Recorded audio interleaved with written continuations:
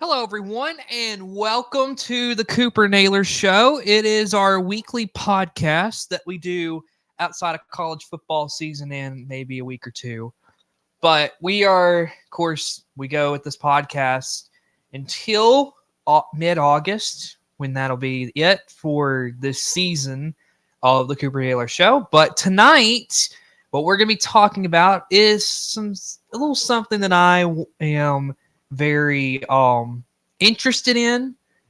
So it is broadcasters and pregame shows, game broadcasts, that kind of thing within both the college football and the NFL, because that's really where I follow. And then also if there is possibly a little something else, maybe like NBA broadcast, how that goes. But NBA can be put on the back burner as far as what you are going to listen to today. So, of course, there is a lot to talk about when it comes to broadcasters.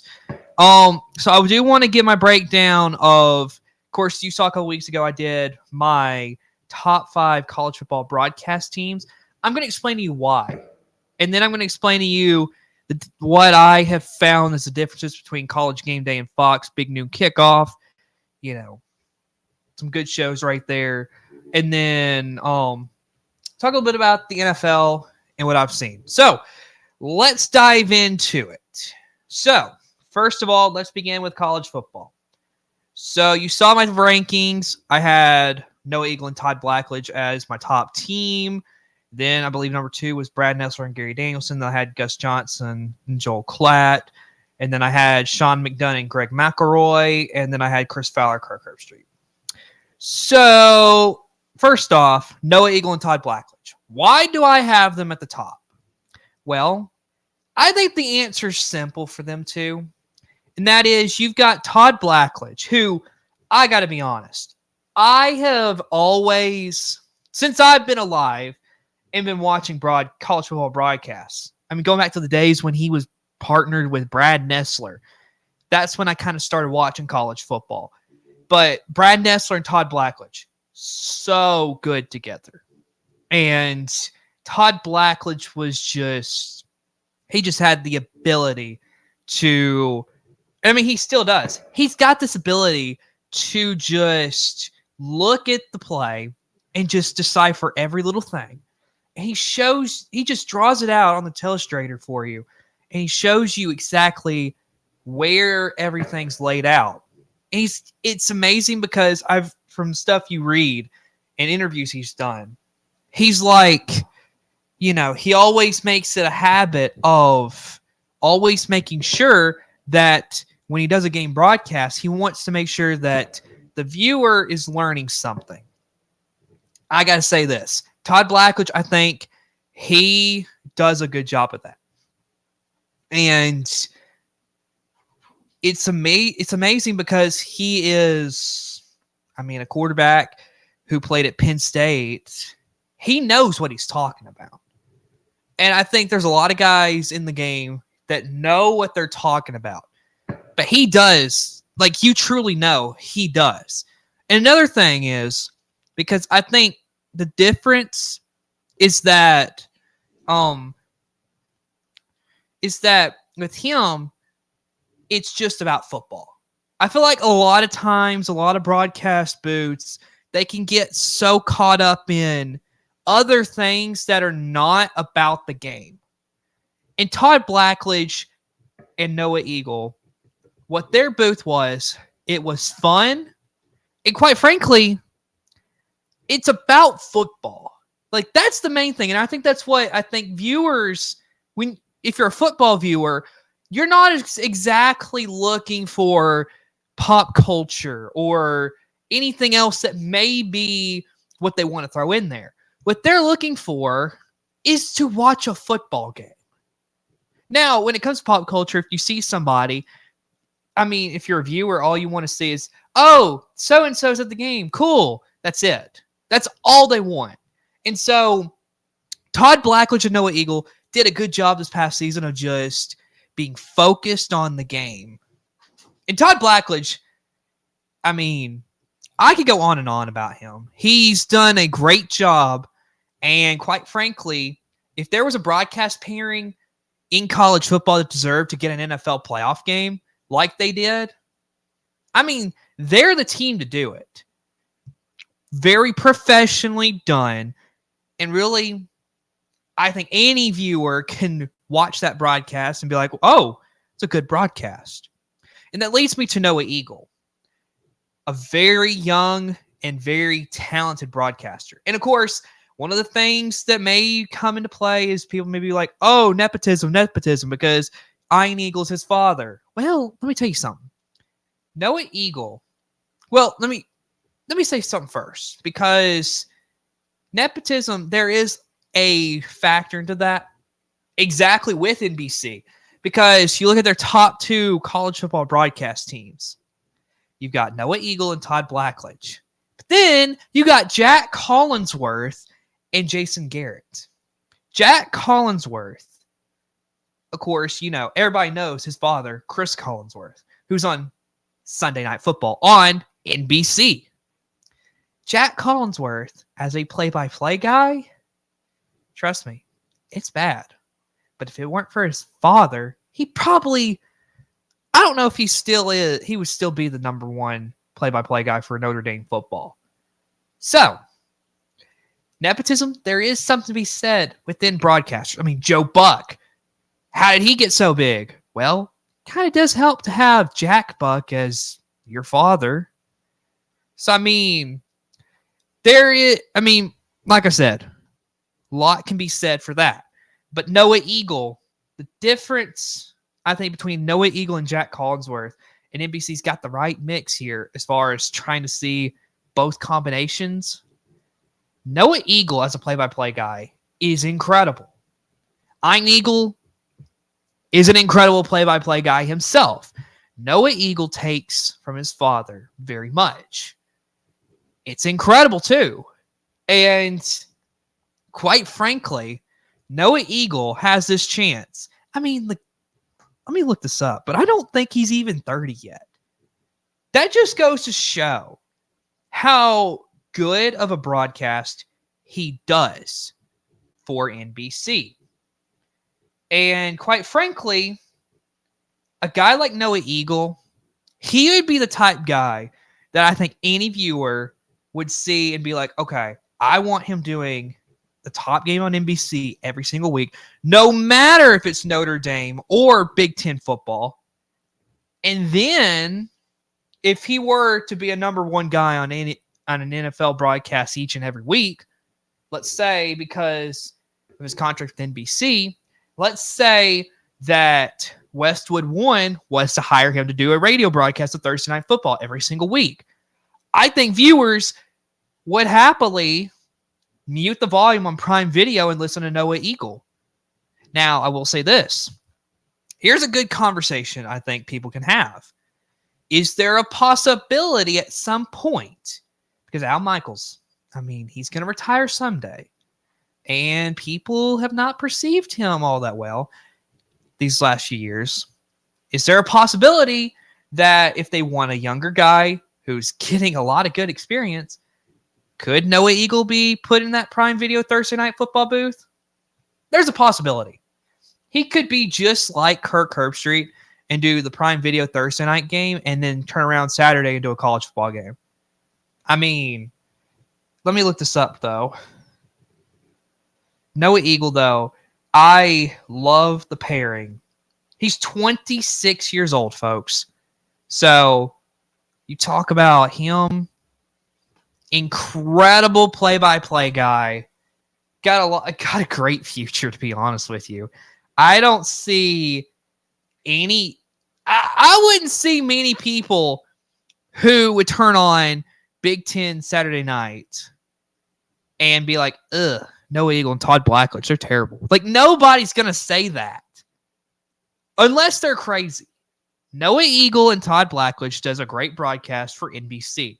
So next season when college football starts back and you want my opinion on Cooper, who do you want doing? Like, okay, for instance, Alabama and Wisconsin's going to play next season. You want my opinion? If I truly told you on my opinion, I would love to see that game be at like 6:30 Central Time. Have Noah Eagle and Todd Blackledge on NBC calling Alabama and Wisconsin that week. I would be all for it because that is in my opinion, the best broadcast crew in the game. They do a good job. So either way, let's turn our attention to Brad Nessler and Gary Danielson. Now, this pairing, sadly, no more SEC on CBS. It's sad because when you have two guys like Brad Nessler and Gary Danielson, I'll say this. Gary Danielson, widely criticized. And I mean, I think he's okay. He's not incredible. But what makes the team the second best broadcast team is Brad Nessler. Brad Nessler, he has this ability to record a promo before the game even starts. And it almost makes you have goosebumps like, oh yeah. It gets you ready and it's like, okay, here we are. It's a big time college football game. And that's the thing. I think some broadcasters bring you that big game feel. Brad Nessler, oh, he does. Because I'll say this. If you watch some of my game broadcasts I do, Brad Nessler, he has inspired me in some degree of how he does. And I think also one thing that I think sets him apart, his deep voice, his ability, and it's especially like, okay, go back a few months ago. Isaiah Bond on 4th and 31. He came up with the best possible thing to say for that. And so Brad Nessler is right now, if you go to a singular best broadcaster in college football right now, you're taking away just teams altogether. You're just looking at best broadcaster in college football right now. Brad Nessler is my number one.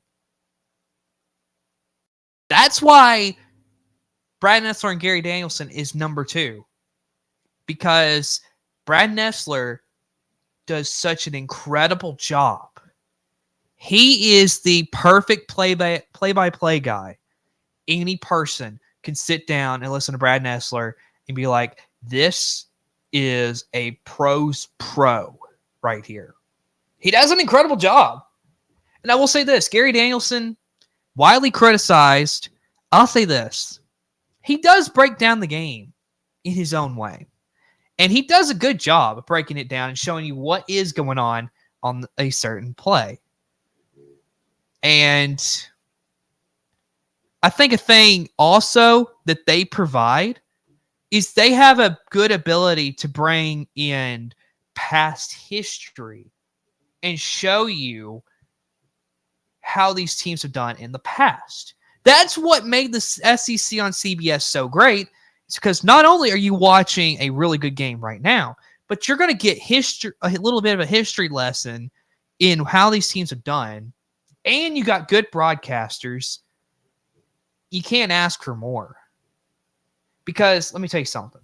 When it comes to Gary Danielson, every person who's a fan of, let's say, Alabama is going to think, oh, Gary Danielson's rooting for Tennessee. Any Tennessee fan is going to be, oh, Gary Danielson's rooting for Alabama. It's going to happen. But it's the nature of the beast of being a top broadcast team in the spotlight doing the best games of the week. And you know what? That right there, losing the SEC on CBS, it's sad enough. But you still get Brad and Gary doing Big Ten games. It's going to be different. But you know what? It'll be something I think people are going to get used to. It's going to be fine. That's why they're still going to be doing a great job for CBS. So I have no complaints other than Gary Danielson can get a little annoying at times. But other than that, I mean, this team is really good. So, my number 2 team, Brad Nessler, Gary Danielson. So, number 3. Who's my number 3? Gus Johnson, Joel Klatt.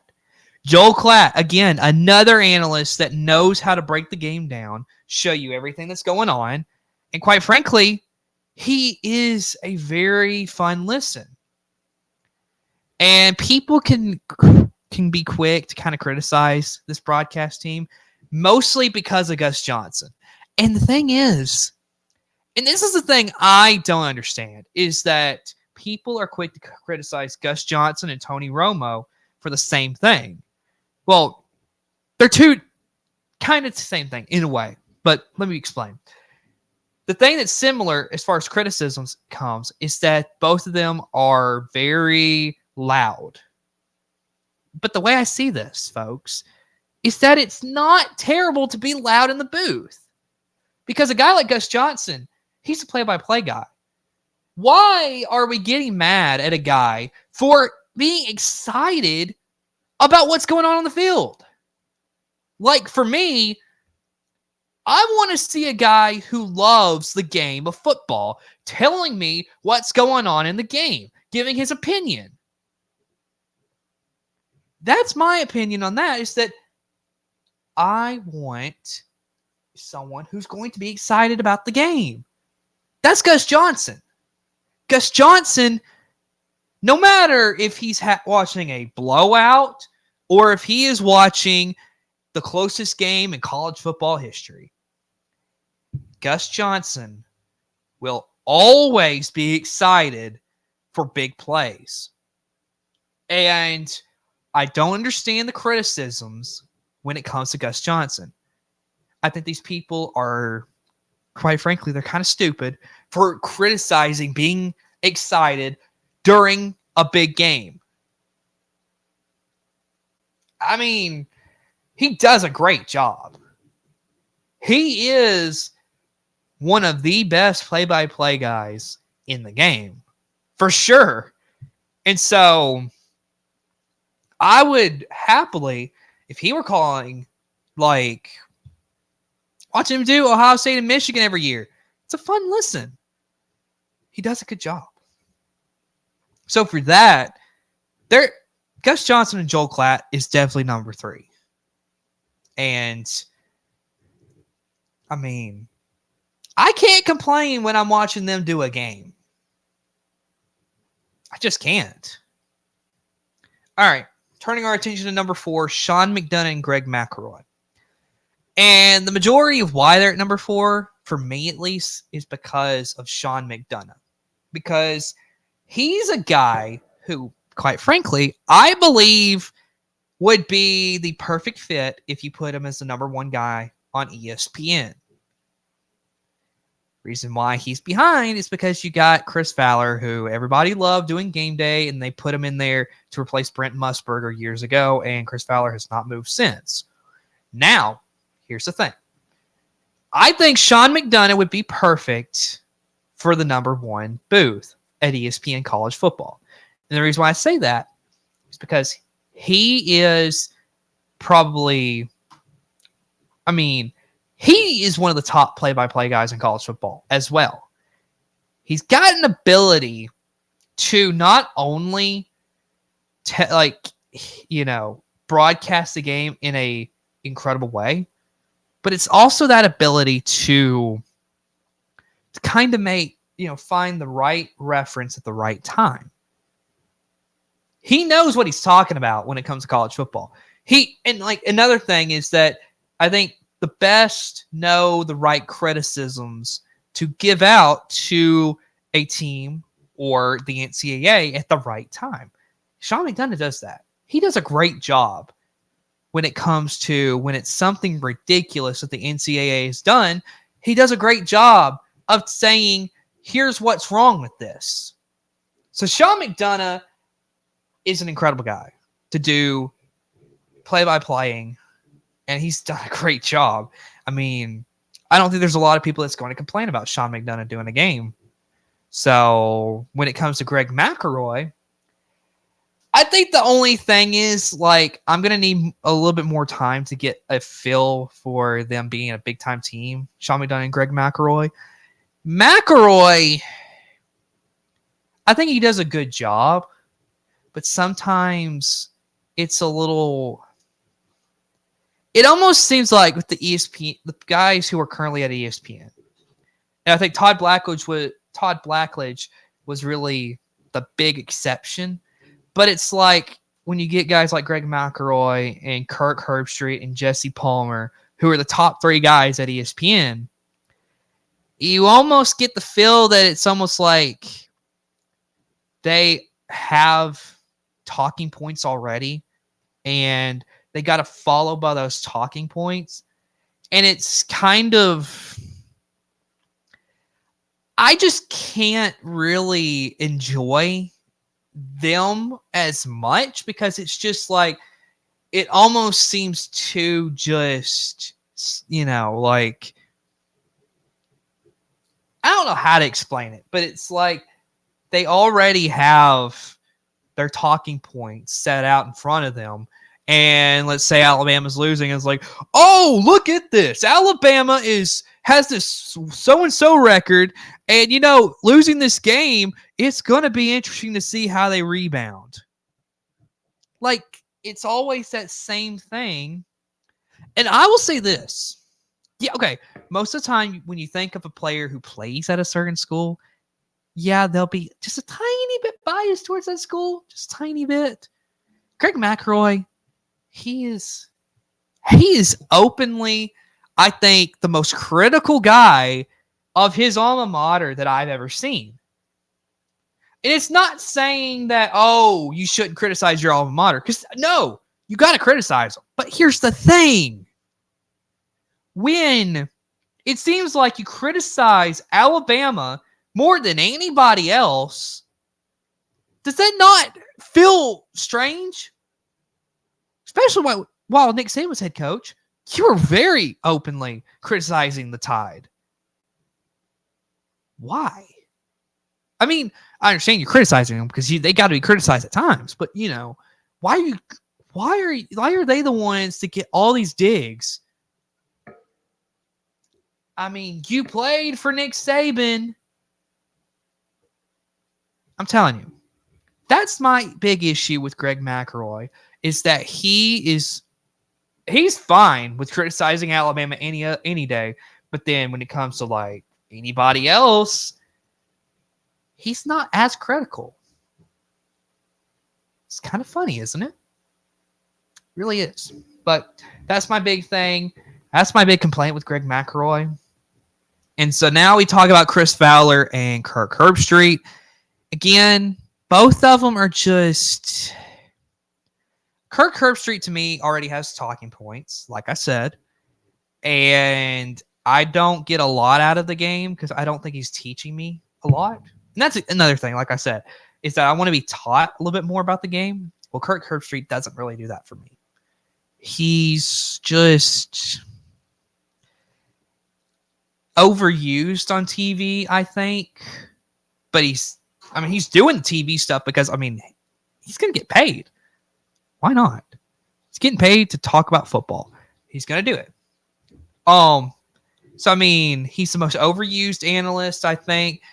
I am not completely fond of everything he does. And then you got Chris Fowler, who, I'm going to be honest with you, he's not much of a play-by-play guy. He was good as a studio host. You talk about being on game day. He was actually pretty good. You could argue he's better than Reese Davis. Game day's been lucky to have both Chris Fowler and Reese Davis doing game day. They're lucky. Not many shows are lucky enough to have two back-to-back hosts like that and be really good.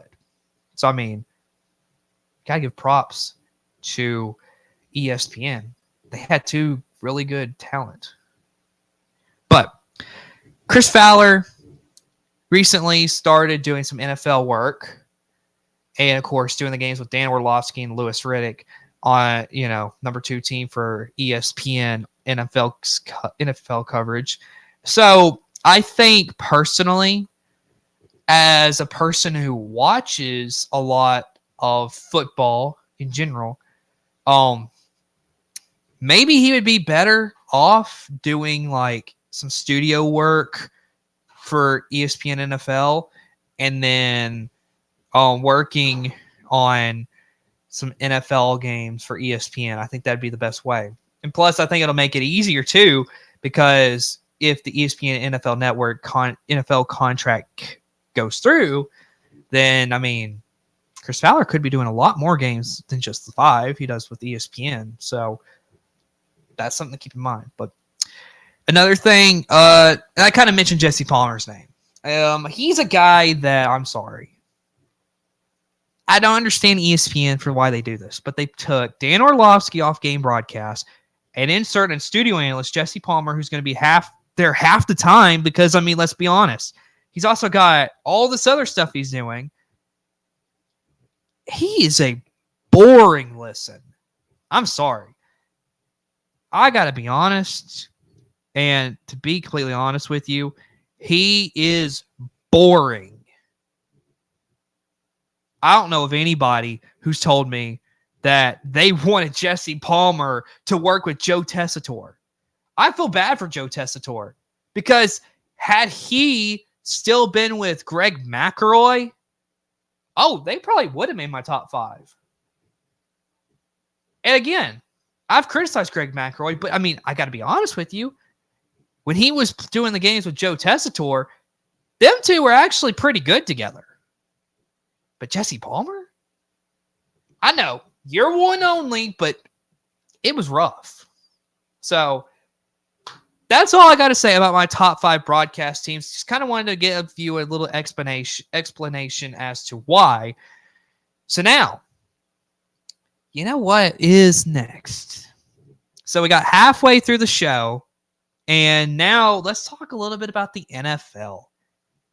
Now, of course, I don't talk a lot about NFL, but you know what? When it comes to broadcasters, I really want to dive into this. So, first off, you got your main teams. You got Jim Nantz and Tony Romo on CBS. You got Joe Buck and Troy Aikman on ESPN. Kevin Burkhardt and Greg Olsen on Fox. On NBC, you got Mike Tirico and Chris Collinsworth. And then on Prime Video, you got Al Michaels and Kirk Herbstreit. 5 number 1 broadcast crews. Where would I rank them all together, like crew by crew? I'll say this. I think all these people who are complaining about Jim Nantz and Tony Romo, and I mean, both of them have little issues here and there, but they're the top team, in my opinion. Jim Nantz, Tony Romo, they're the best right at this moment. I think they do a great job at doing the games. And quite frankly, Jim Nantz just has that big game feel to me. And I know there's some people that I know that have told me they don't think Jim Nantz is all that great, but I think he's a pretty good play-by-play guy. So, Jim Nantz and Tony Romo. And again, I don't understand. Tony Romo's excited about the game. Why are we getting mad at him? Why? Now, I will say that there is some validity to, people thinking he's not as prepared. But, I mean, I got to tell you, he knows how to read offenses and defenses. He knows. So I think Tony Romo does a good job. And then there's that thing about Josh Allen homerism and all that, but that's ridiculous in my opinion. But whatever. Next, I think you got number 2. It's kind of hard because then you got to choose between Tirico and Collinsworth, Buck and Aikman, Burkhardt and Olsen, and then Michaels and Herbstreit. Really, Kevin Burkhardt and Greg Olsen are probably number 2. And I'm going to dive into their broadcast, their duo, here in a little while. But I will say this. They do a good job. They're young. For broadcasters, they're young. And they both enjoy what they're doing. You can tell.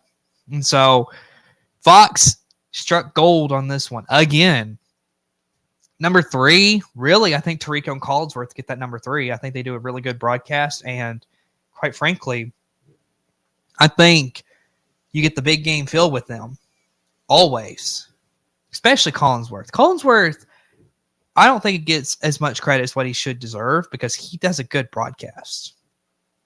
And then number 4 is Buck and Aikman.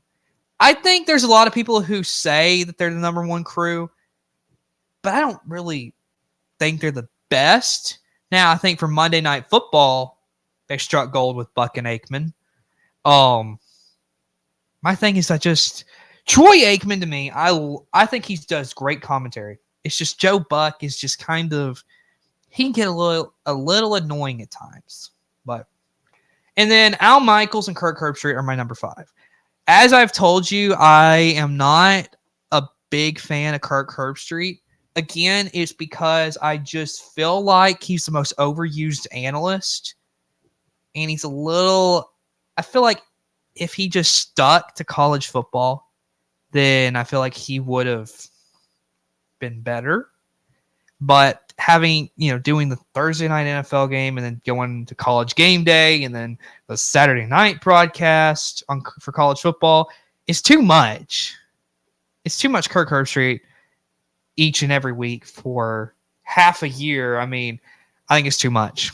And then Al Michaels, people criticize him. Oh, he just has this lack of enthusiasm and he just sounds like he's asleep. Well, duh. Look at the games that they're doing. The games are terrible that they've been given Prime Video. But you can't really blame the NFL here because, for one, if you're going to have games where you want every single team to at least get one primetime game, I mean, Thursday night, sadly, is where they kind of dump some of the bad teams like the Panthers into. 2, you can't help it when it's a blowout. And 3 is that layover, you go from playing a Sunday game to a Thursday game. It's not exactly the best thing for NFL athletes. So you can't. And then it's sad because had Al Michaels in NBC, if they wouldn't have dropped him so early, because I think here's my thing. NBC, since they got Tirico, they were eager. Let's push Michaels out the door and let's get Tirico in there and let's go. I mean, I don't blame them, but at the same time, it's like, you got Al Michaels here. Can't you wait and let him retire on his time? But then again, Mike Tirico's been there because he was promised to be the guy on Sunday Night Football. And, had to happen sometime. And, they let Al Michaels go out on a Super Bowl.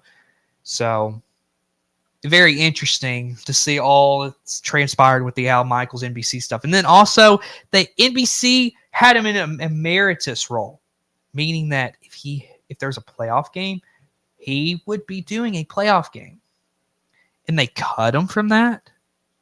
Rumors are it's because of his criticism of Taylor Swift. I mean, the guy has a right to his opinion, right? But I digress. Al Michaels, I feel like I wish he had done a playoff game. And again, one thing I will say is that I feel like it's a big slap in the face if you're Prime Video. If you have a Thursday night package all season long, and then all of a sudden, here comes Peacock coming in, and they get the streaming-only playoff game. I don't know. That's just me.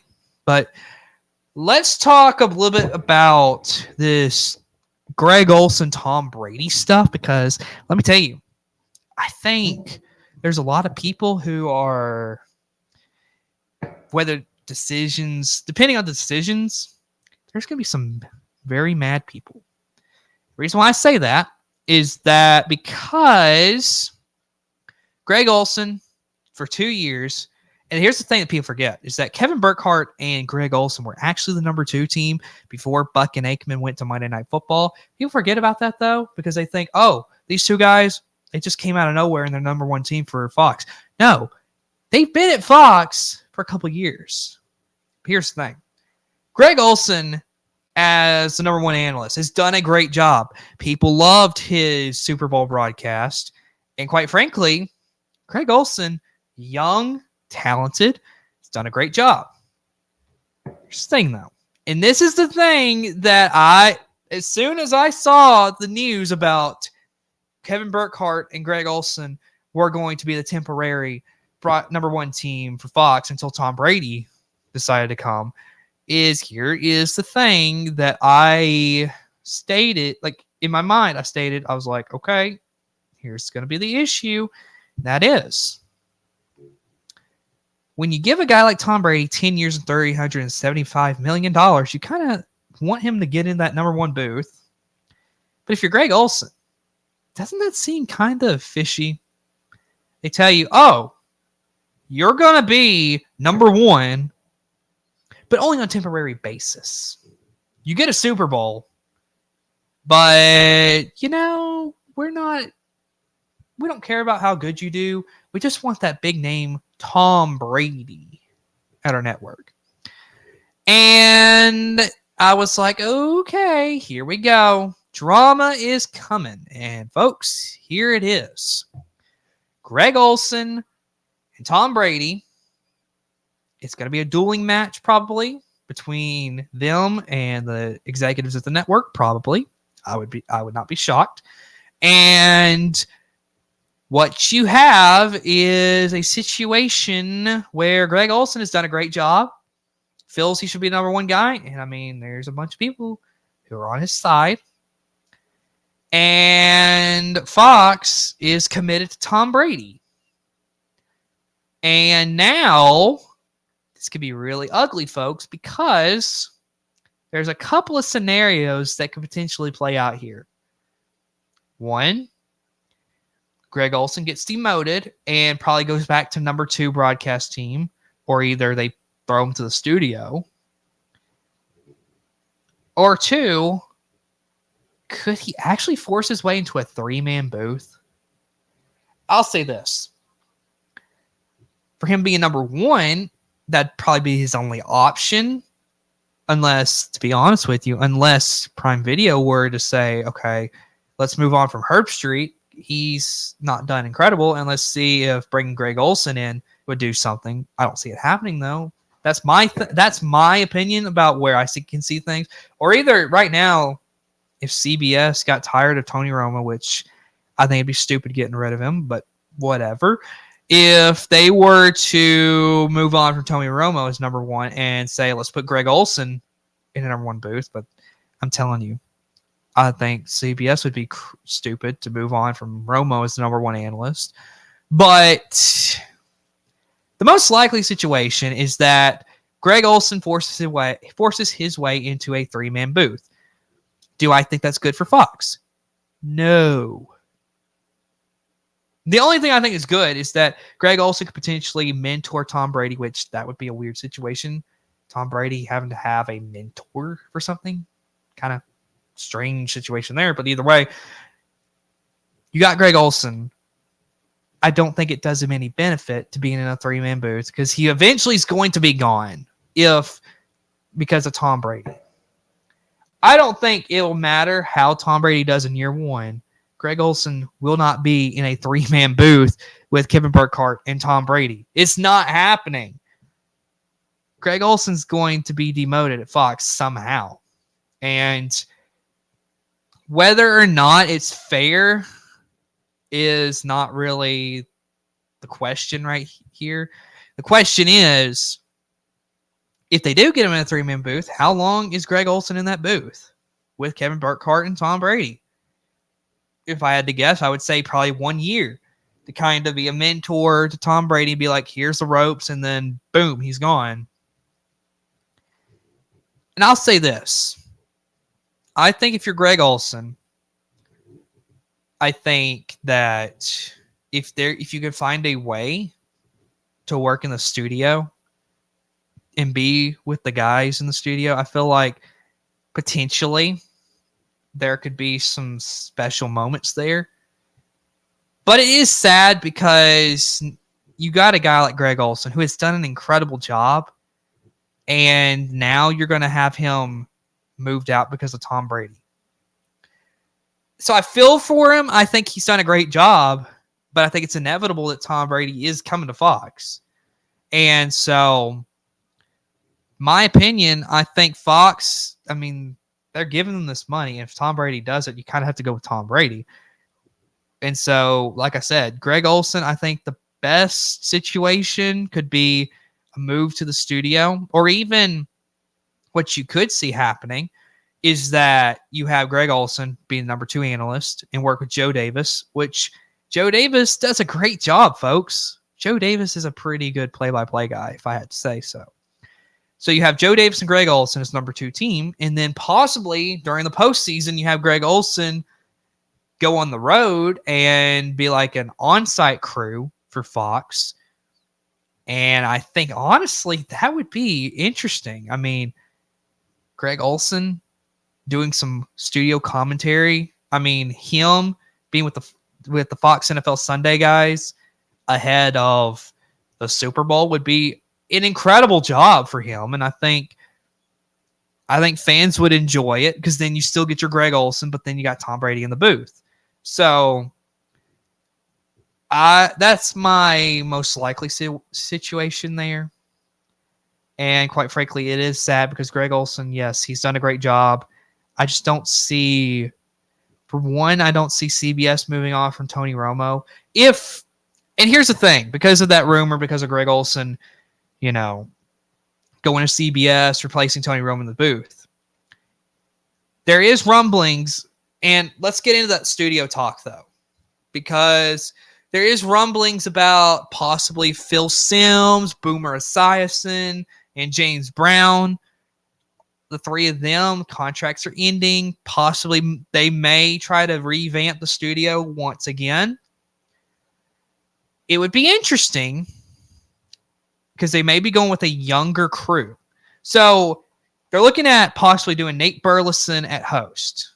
That one, I think it makes sense, even though I don't think it'd be incredible, but it makes sense because Nate Burleson, I mean, he co-hosts a talk show on CBS every morning. And then if you had Nate Burleson at host, and then they're looking at JJ Watt, he's working with CBS. It's more like as a contributor, part-time kind of thing. But I mean, they can make him full-time as an analyst. And you got Bill Cowher, the coach. I think if you look at 2 other analysts that could potentially take on studio roles with CBS, I could see a situation where Tony Romo goes into the studio and you have Jason McCourty. It's a decent studio. And it's going to take some time for them to really work through growing pains and all that kind of thing. Thing is, you lose James Brown, Phil Simms, and Boomer Esiason. I wonder where they would end up going, because it is interesting. And so it's going to be interesting no matter what happens. And so CBS or studio, I think that would be interesting to see that kind of change.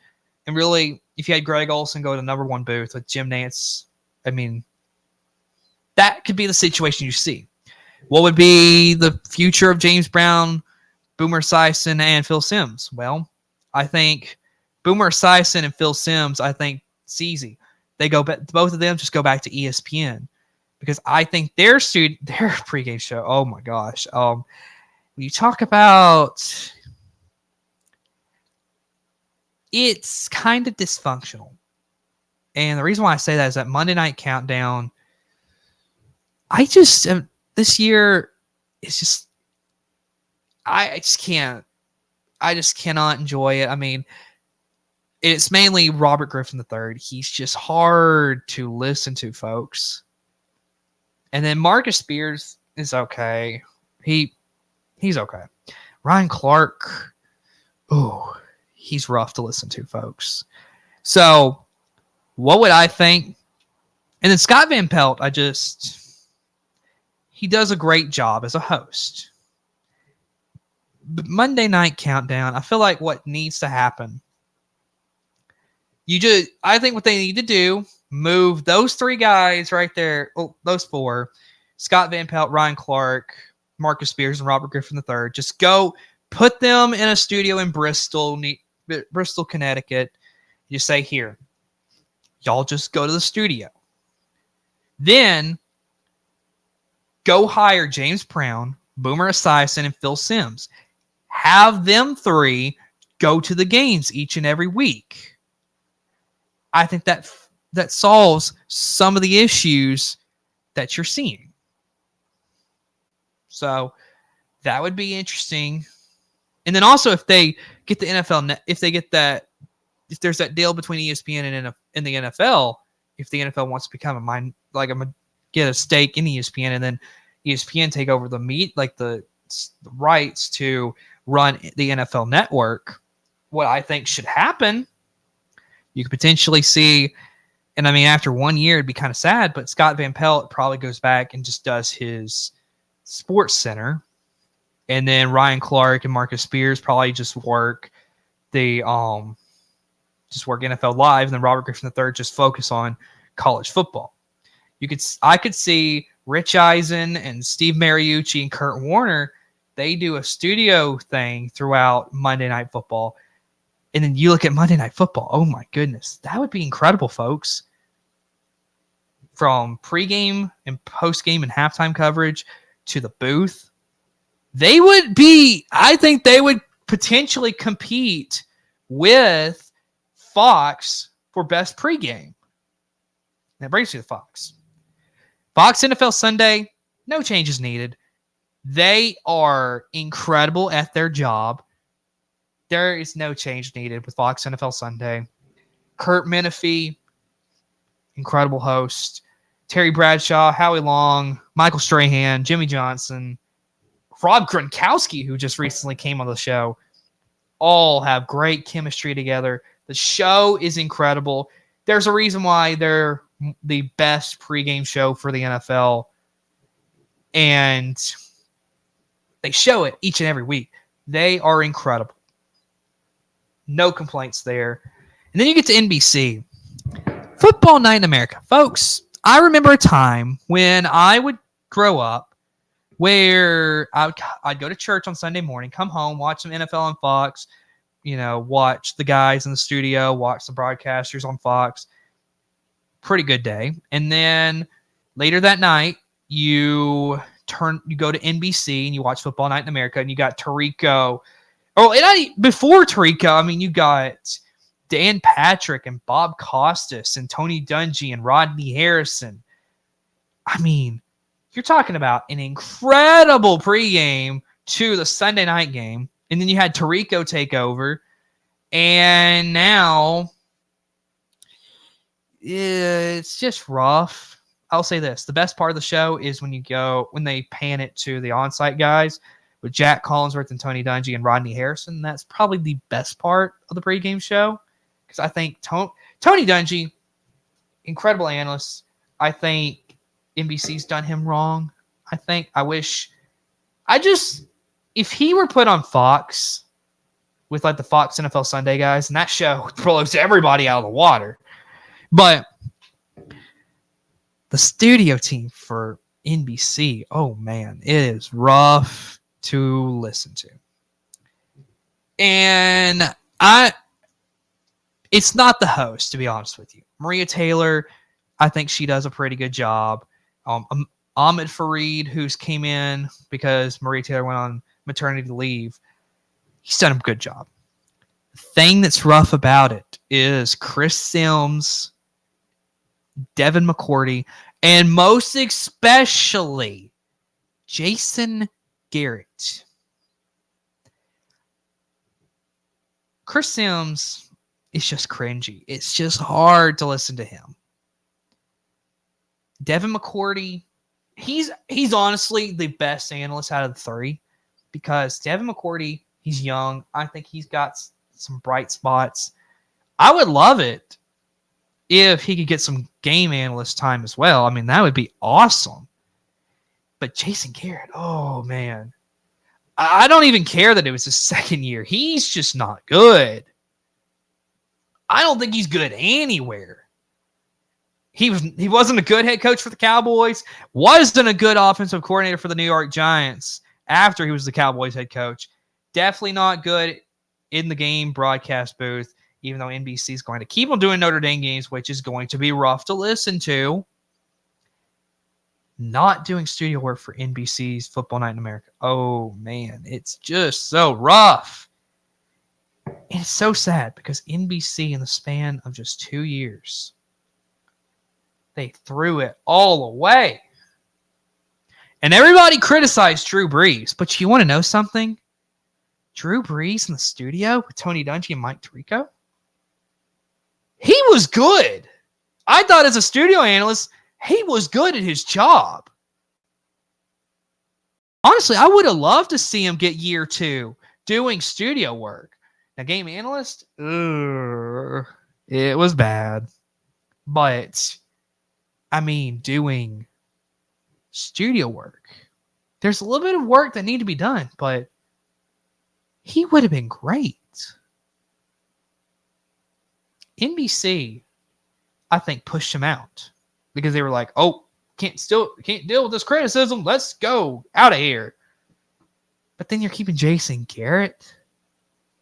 I'm sorry. Jason Garrett, there's no hope for him. He's terrible.